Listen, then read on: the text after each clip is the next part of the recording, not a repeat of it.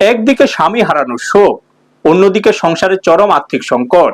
এমনই অসহায় পরিস্থিতির মধ্যে দিন কাটছে চরিলাম ব্লকের উত্তর চরিলাম এলাকার গৌতম কলোনির বাসিন্দা শুভা পাল ও তার পঞ্চম শ্রেণীতে পড়ুয়া ছেলে শুভঙ্কর পালের। জানা যায় গত মঙ্গলবার নিজ বাড়িতে হঠাৎ হৃদরোগে আক্রান্ত হয়ে মৃত্যু হয় স্বপন পালের। পরিবারের আর্থিক অবস্থা অত্যন্ত দুর্বল হওয়ায় মৃত্যুর পর শ্মশান যাত্রা থেকে শুরু করে ধূপকাঠি, মোমবাতি ও অন্যান্য প্রয়োজনীয় খরচ গ্রহণ করেন এলাকার সহৃদয় মানুষ ও গ্রামবাসীরা। কিন্তু এখন স্বপন পালের শ্রাদ্ধ অনুষ্ঠান সম্পূর্ণ করা নিয়েও গভীর অনিশ্চয়তায় রয়েছেন তার স্ত্রী। হাতে কোনো অর্থ না থাকায় রাজ্য সরকার এবং সমাজের বিত্তবান মানুষের কাছে সাহায্যের আবেদন জানিয়েছেন অসহায় শুভা পাল ও স্থানীয় গ্রামবাসীরা। স্থানীয়দের বক্তব্য, পরিবারটি দীর্ঘদিন ধরে অভাবের মধ্যে দিন কাটাচ্ছিল।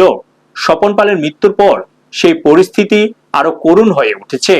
তাই মানবিকতার খাতিরে প্রশাসন ও সমাজের সকল স্তরের মানুষের এগিয়ে আসার আহ্বান জানিয়েছেন এলাকাবাসীরা। ব্যুরো রিপোর্ট, নিউজ তৎকাল 24।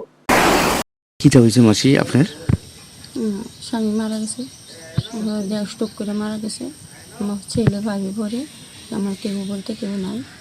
আমি বলতে আমি স্বামীর এই শ্রাদ্ধটা কীভাবে করুন, আমার কাছে একটু নাই। দাদা কি হয়েছে আপনারা পাড়ার?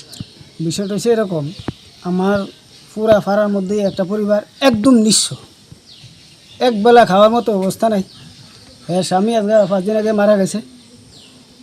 এলাকার লোক শ্মশানে গিয়ে সৎকার করে দিয়েছে।